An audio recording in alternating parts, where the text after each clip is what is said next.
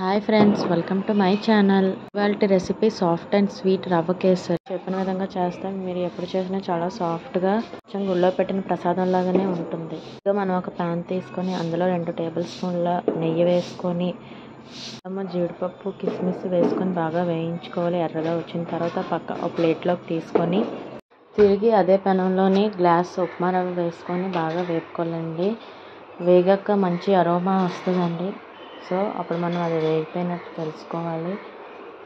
అందులోనే గ్లాస్ ఉప్మా రవ్వకి 4 గ్లాసుల వాటర్ వేసుకుంటే కరెక్ట్గా సరిపోతుంది.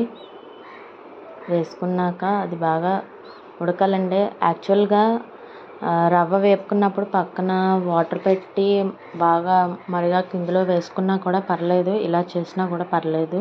మీకు ఎలా కన్వీనియంట్గా ఉంటే అలాగా. ఇలా అయితే కొద్ది టైం టేక్ అవుతుంది, అలా కొద్ది ఫాస్ట్గా అయిపోద్ది. ఇలాగా బాగా ఉడికిన తర్వాత మనం ఏ గ్లాస్తో అయితే రవ్వ వాటర్ వేసుకున్నాం అదే గ్లాస్తోని 1.5 బెల్లం తురుముకొని వేసుకోవాలండి. బెల్లం కరిగినంత వరకు తిప్పుకుంటూ ఉండాలి.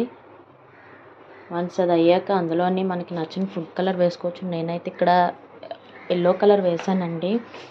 ఫుడ్ కలర్ బాగా మిక్స్ అయ్యి దగ్గర పడే వరకు కలుపుతూ ఉండాలి.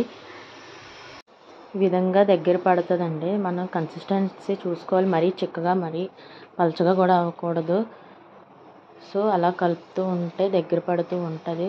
కొద్దిగా పైన ఒక 2 టేబుల్ స్పూన్లు నెయ్యి వేసుకుంటే చాలా బాగుంటుందండి. ఫస్ట్లో నెయ్యిలో వేపుకున్న డ్రై ఫ్రూట్స్ని యాడ్ చేసుకుంటే మన యమ్మీ టేస్టీ రవ్వ కేసరి రెడీ.